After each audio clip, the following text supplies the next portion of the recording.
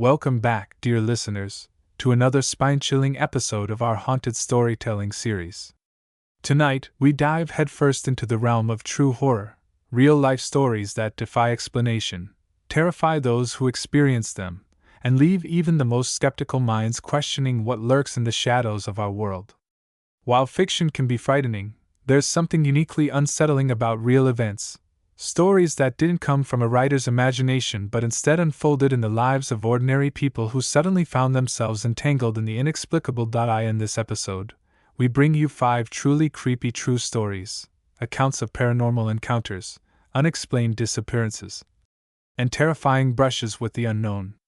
These are not just ghost stories. They are testimonies from individuals who lived through experiences so bizarre, so disturbing, that they remain etched in their memories forever. Some of these tales involve haunted houses where malevolent presences made life unbearable for those who dared to stay. Others recount eerie encounters with entities that defied logic, leaving victims shaken and searching for answers. And then there are the chilling mysteries, events that no one could explain, no matter how hard they tried. What makes these stories so compelling is not just their supernatural elements, but the fact that they happen to real people. People like you and me, going about their daily lives until something unimaginable turned their world upside down. Whether it was a whisper in the dark, a shadow moving where no one should be, or an entire night lost to something beyond comprehension, each of these accounts serves as a reminder that the line between reality and the unknown is thinner than we'd like to believe. So, if you're ready to step into the darkness with us, settle in, turn off the lights, and prepare yourself for 5 of the most bone-chilling true horror stories ever told. Because sometimes, the scariest things aren't make-believe, they're real. The power of true horror stories. There is something inherently gripping about true horror stories. The way they tap into our deepest fears, challenge our understanding of reality, and force us to confront the possibility that the unknown is closer than we think. Unlike fictional horror, which allows for suspension of disbelief, real-life terrifying events carry a weight that fiction cannot replicate. When someone recounts a personal experience of waking up paralyzed in the dead of night while feeling an unseen presence watching them, or when a family claims their home has been invaded by an entity that refuses to let them go, the authenticity of these accounts sends chills down the spine in a way that scripted horror simply cannot match. One of the reasons true horror stories resonate so deeply with audiences is their ability to blur the line between the mundane and the supernatural. These are not tales set in distant lands or fantastical realms. They are grounded in reality, often occurring in places we consider safe: homes, schools, hospitals, and even quiet neighborhoods. A child vanishing without a trace on a seemingly normal afternoon, a woman encountering a spectral figure in her own bedroom, or a group of friends experiencing an unspeakable terror during a camping trip. All of these scenarios feel uncomfortably close to our own lives. This proximity makes the fear more visceral, more immediate. It forces us to ask ourselves, could this happen to me? Additionally, true horror stories serve as a reflection of our collective anxieties. They expose the fragility of human existence, reminding us that despite all our technological advancements and scientific knowledge, there are still forces at work in the world that we do not fully understand. The concept of an unseen presence lurking in the darkness, an inexplicable disappearance, or an encounter with something beyond human comprehension taps into primal fears that have existed for centuries.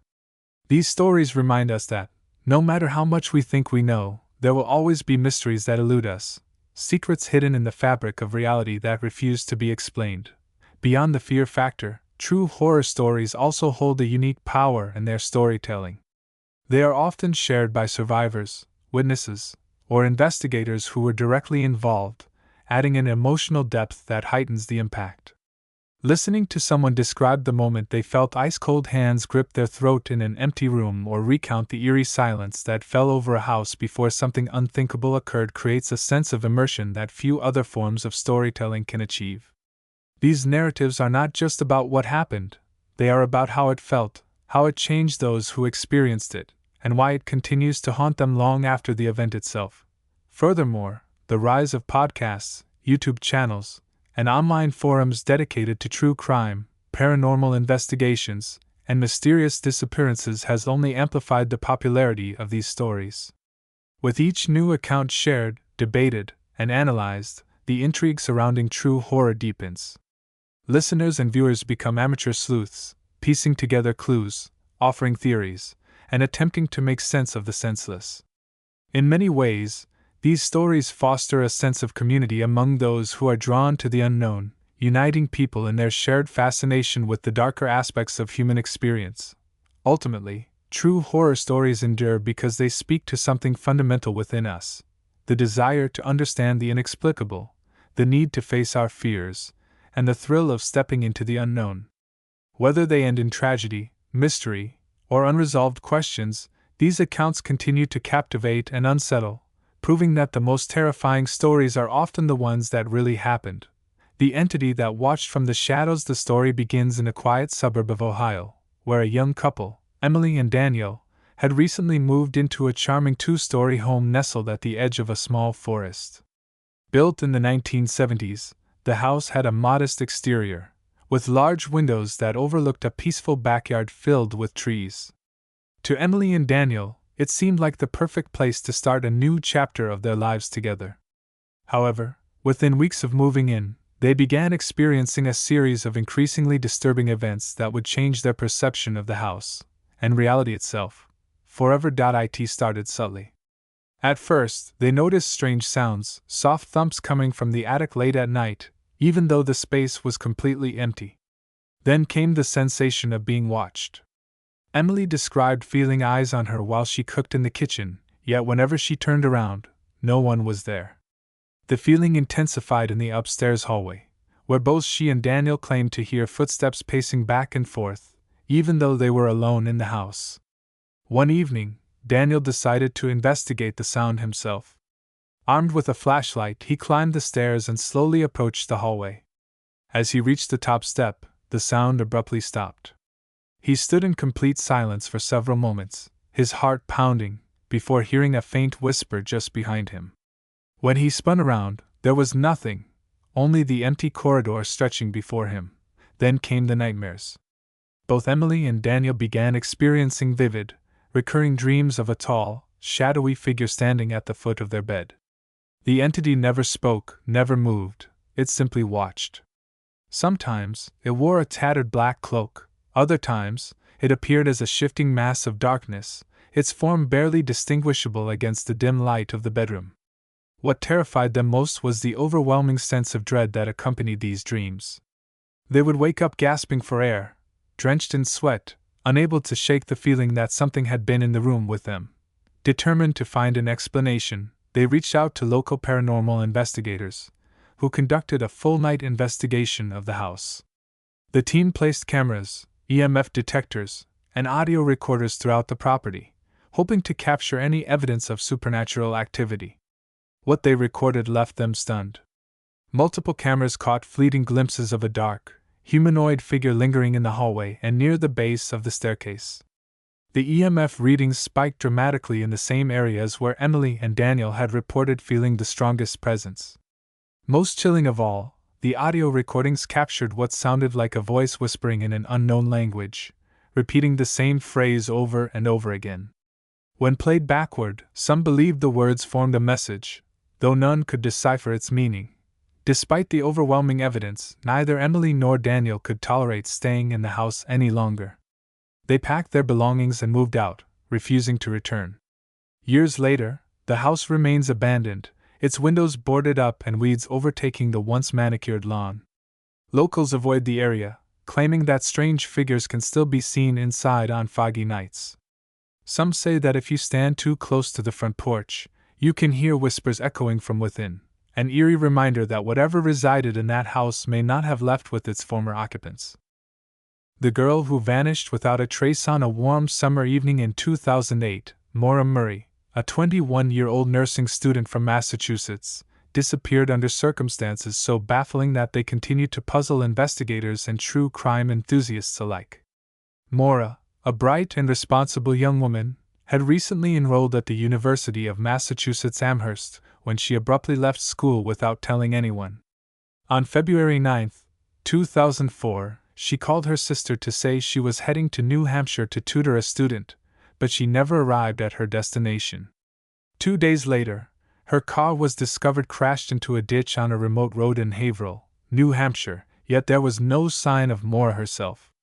No blood, no footprints in the snow-covered ground, and no indication of what had happened to her.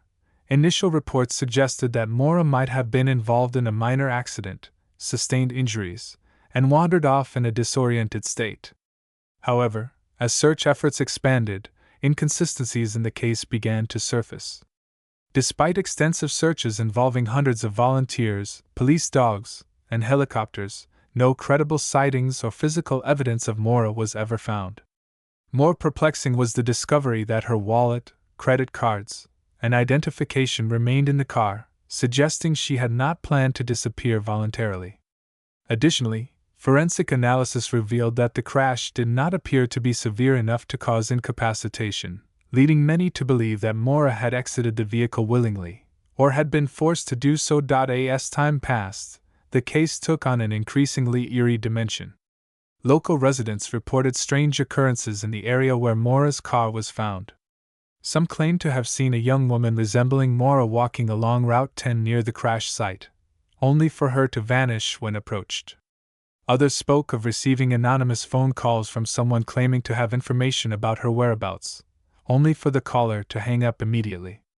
Perhaps most disturbingly, multiple hikers and campers in the nearby White Mountain National Forest reported encountering a figure matching Maura's description wandering alone in the woods, only for her to disappear without a trace when they attempted to approach.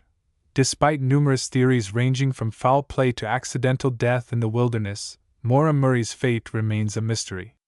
Her disappearance has inspired countless documentaries, podcast episodes, and online discussions, with many believing that her case involves more than just a tragic accident.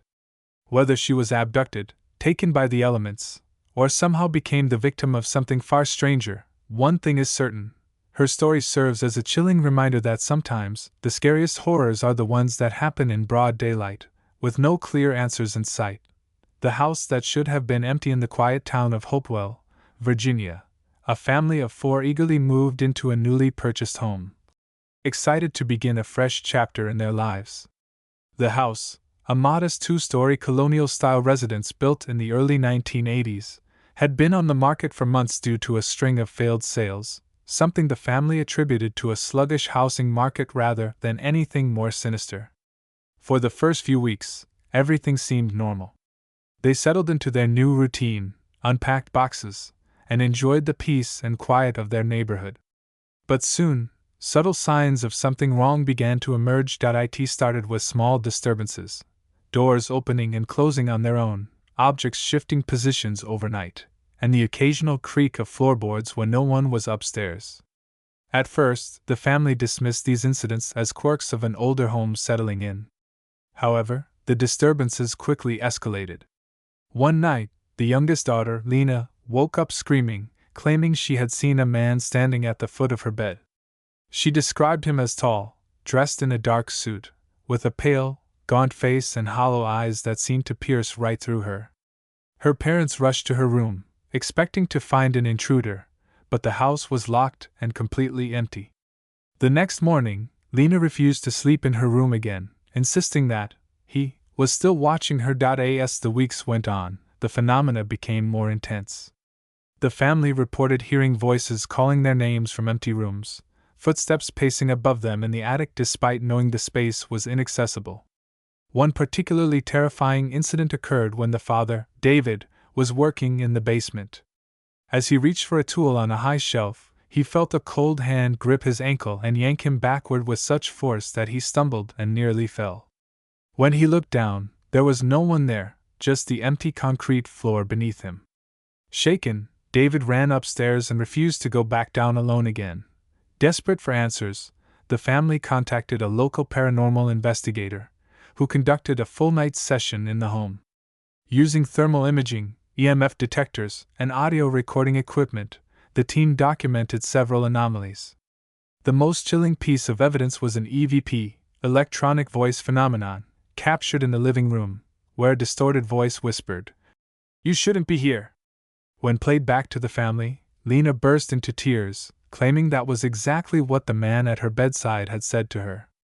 The investigator, visibly unsettled, advised the family to leave the house as soon as possible. The night that shouldn't have existed, it was supposed to be a simple weekend getaway, a chance for 3 college friends, Alex, Jordan, and Marcus, to escape the pressures of school and enjoy a relaxing camping trip in the dense forests of northern Pennsylvania. They chose a secluded spot deep in the Allegheny National Forest, far from civilization, where the only sounds would be the rustling of leaves and the crackling of their campfire. Armed with tents, sleeping bags, and plenty of snacks, they set up camp just as the sun dipped below the horizon, casting the forest into a thick blanket of darkness. For the first few hours, everything was as expected. They roasted marshmallows, shared ghost stories, and laughed about past misadventures. But as midnight approached, the atmosphere shifted.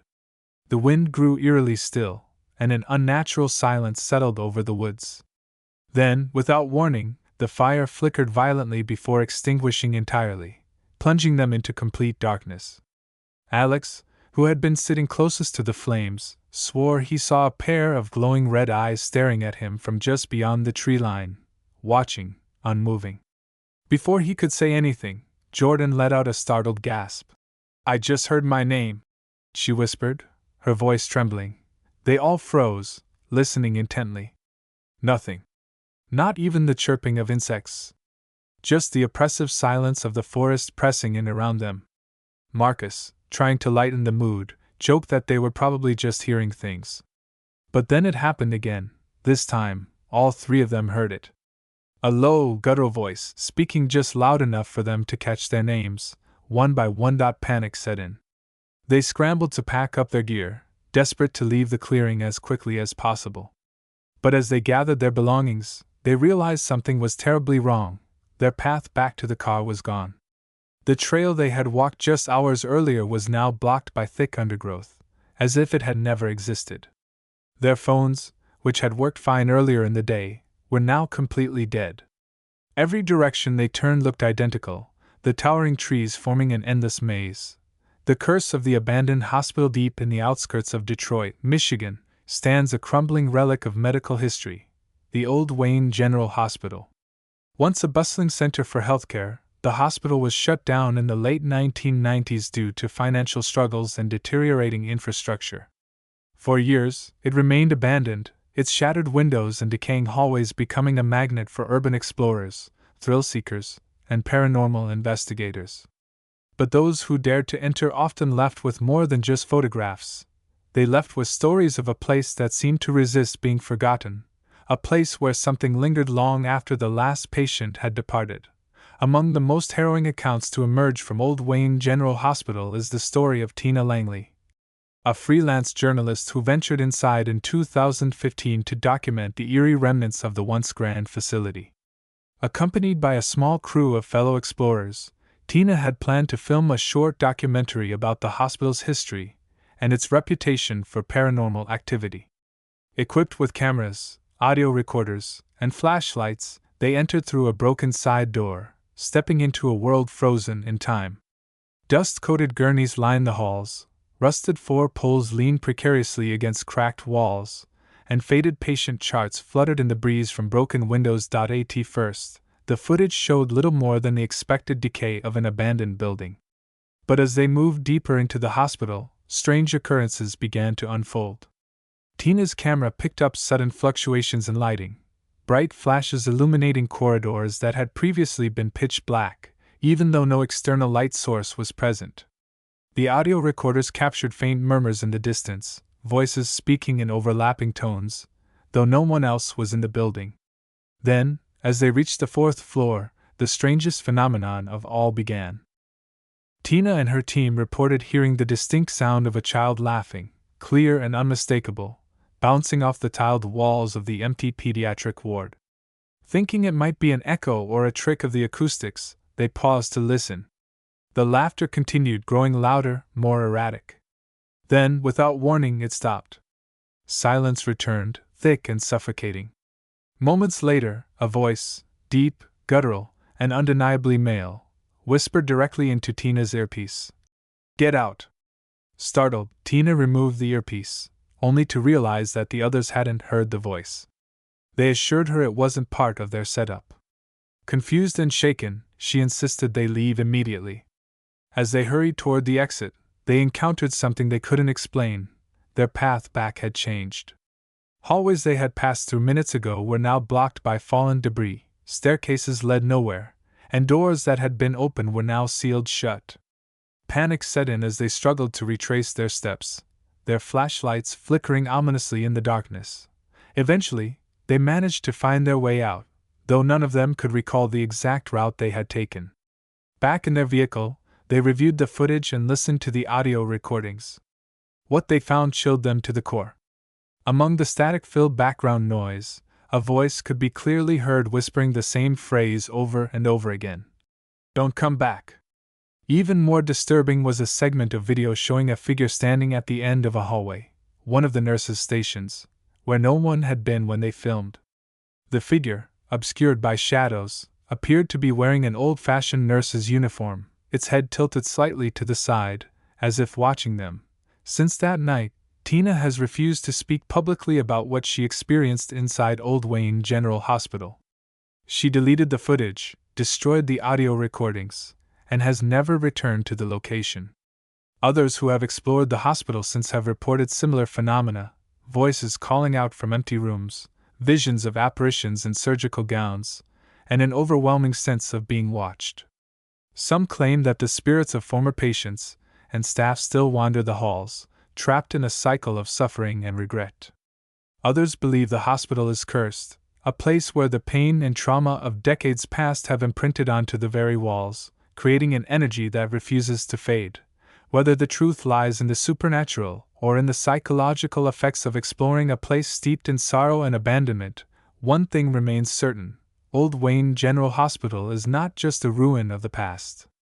It is a place where the echoes of history refuse to be silenced, where something waits in the shadows, watching, whispering, and remembering every soul that dares to enter.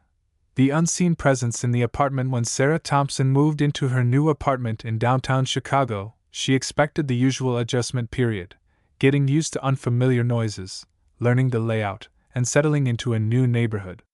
The two-bedroom unit, located on the 12th floor of a mid-rise building constructed in the 1960s, had been vacant for several months before she signed the lease. The landlord assured her that there were no issues with the apartment, aside from the standard wear and tear of an older building. Eager to start fresh after a difficult breakup, Sarah saw the move as a chance to rebuild her life.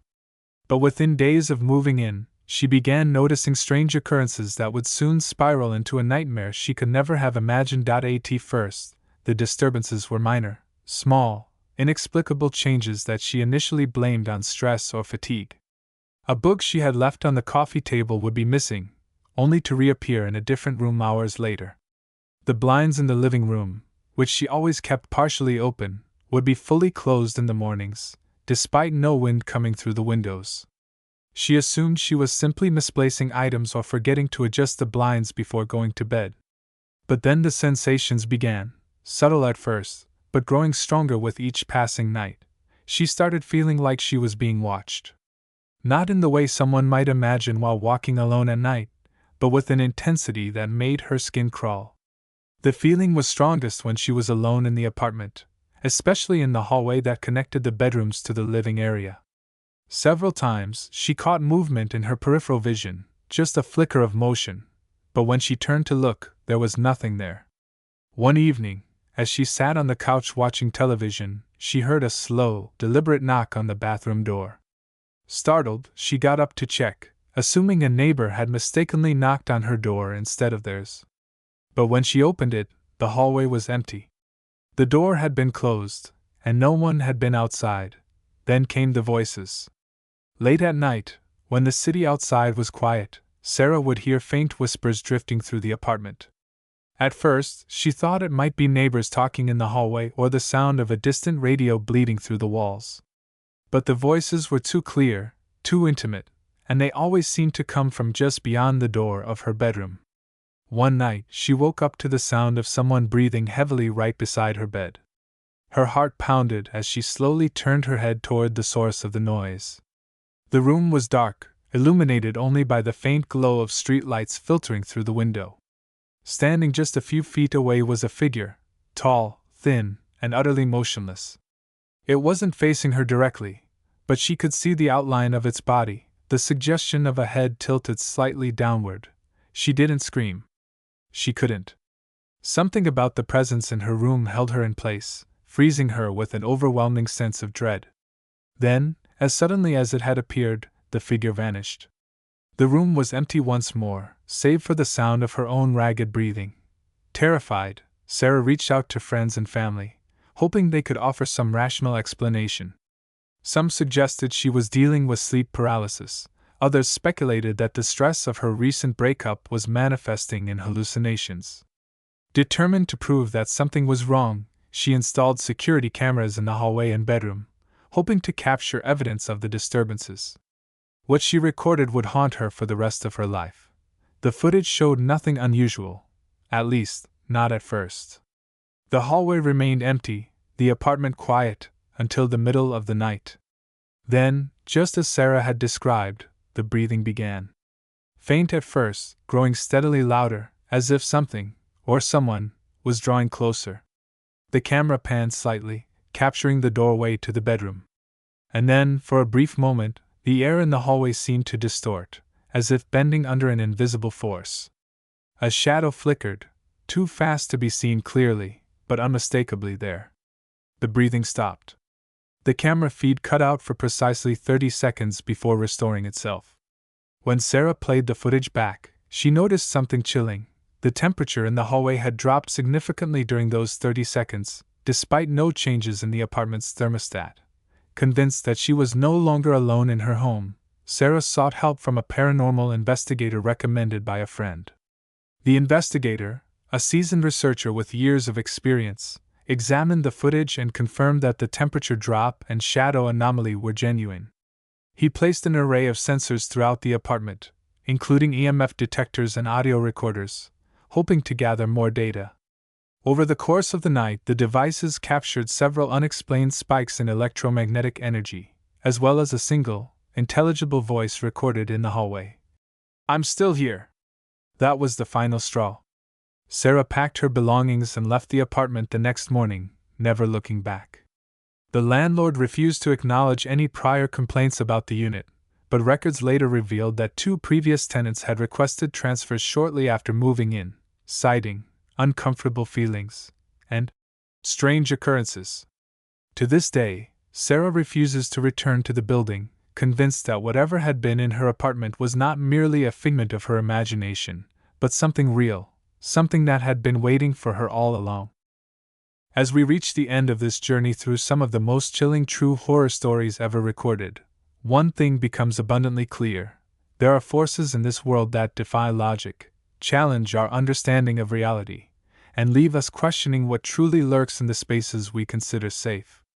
These are not exaggerated myths or carefully crafted fiction. They are accounts from real people who experienced inexplicable events that changed their lives forever.